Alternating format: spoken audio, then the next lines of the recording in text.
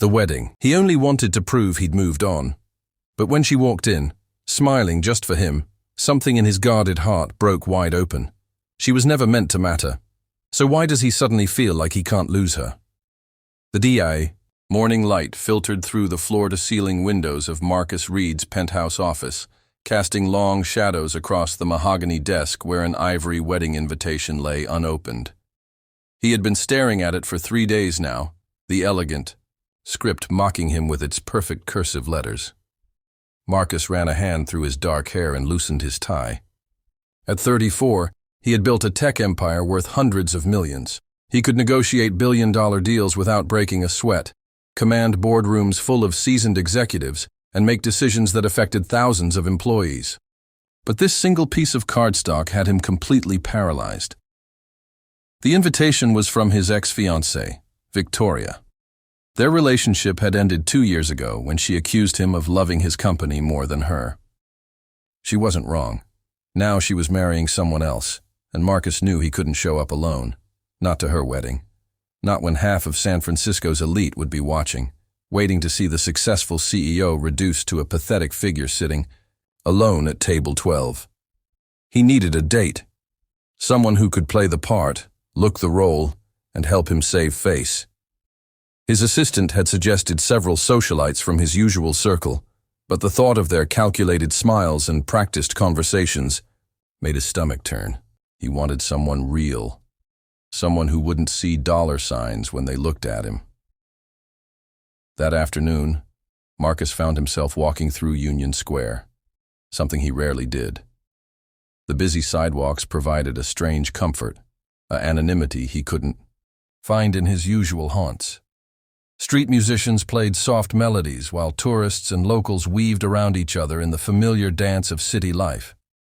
He was lost in thought when he nearly collided with someone coming out of a small bookstore. Coffee splashed from a paper cup, narrowly missing his Italian leather shoes. "Oh my gosh, I'm so sorry." The voice was warm, genuinely apologetic. "I wasn't watching where I was going." Marcus looked up to find himself staring into the most remarkable pair of green eyes he had ever seen. The woman was perhaps in her late 20s, with honey blonde hair that caught the afternoon sunlight. She wore a simple navy dress that somehow looked more elegant than any designer gown he'd seen at charity galas. There was something about her presence that made the busy street seem to quiet around them.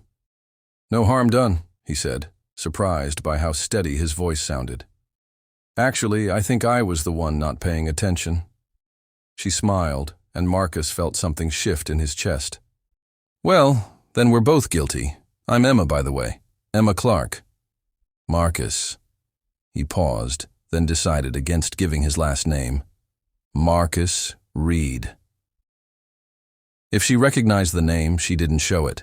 Instead, she glanced at the book in her other hand, a worn copy of Jane Austen, and then back at him with curiosity rather than calculation. They stood there for a moment, the city moving around them while they remained still. Marcus found himself studying her face, the way she tucked a strand of hair behind her ear, the genuine kindness in her expression. She was beautiful, but not in the polished, artificial way he was used to. She was real. This might sound completely crazy, Marcus heard himself saying, but would you like to get dinner sometime? Emma tilted her head, considering him with those remarkable green eyes. That depends. Are you asking because you nearly knocked my coffee out of my hands, or because you actually want to have dinner with me? The question caught him off guard. When was the last time someone had challenged him so directly, so playfully? Both, he admitted, and was rewarded with a laugh that sounded like music. Honest answer. I like that. She pulled out her phone. But I should warn you, I'm a librarian. I spend my days surrounded by books and quiet people. I might not be very exciting. As Marcus entered his number into her phone, he couldn't help but think that she was the most exciting person he'd met in years. They talked for another 20 minutes on that busy sidewalk, about books and movies, and the way the city looked different depending on the time of day. She had never heard of his company, didn't know about his fortune, and seemed genuinely interested in his thoughts rather than his bank account. By the time they parted ways, Marcus had made a decision that surprised even him. He was going to ask Emma to be his date to Victoria's wedding.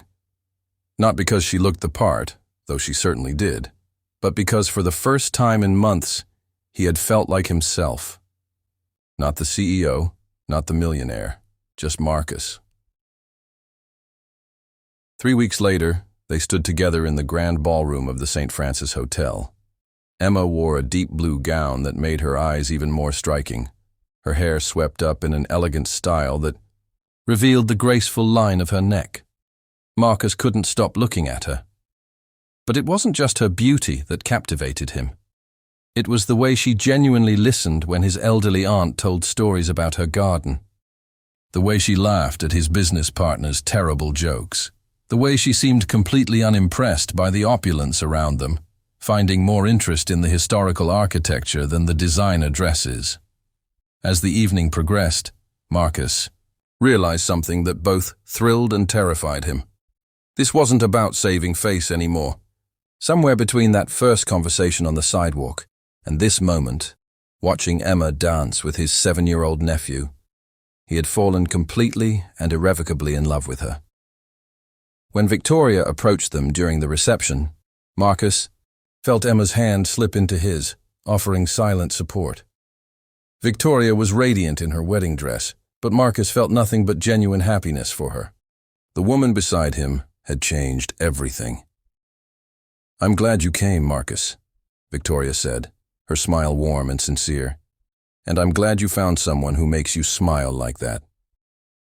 Later, as they swayed together on the dance floor, Emma looked up at him with those green eyes that had captured him from the very first moment. "Thank you for tonight," she whispered. "I had no idea what I was getting into when I said yes to this."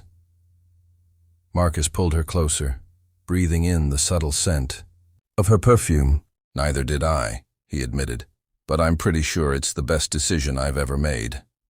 As the music played around them, Marcus realized that sometimes the most important moments in life came disguised as coincidences.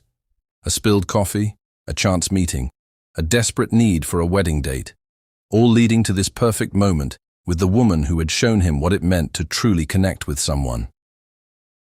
He was no longer the lonely CEO who had stared at that wedding invitation with dread. He was simply a man in love, holding the woman who had changed everything, and for the first time in years, the future felt absolutely perfect.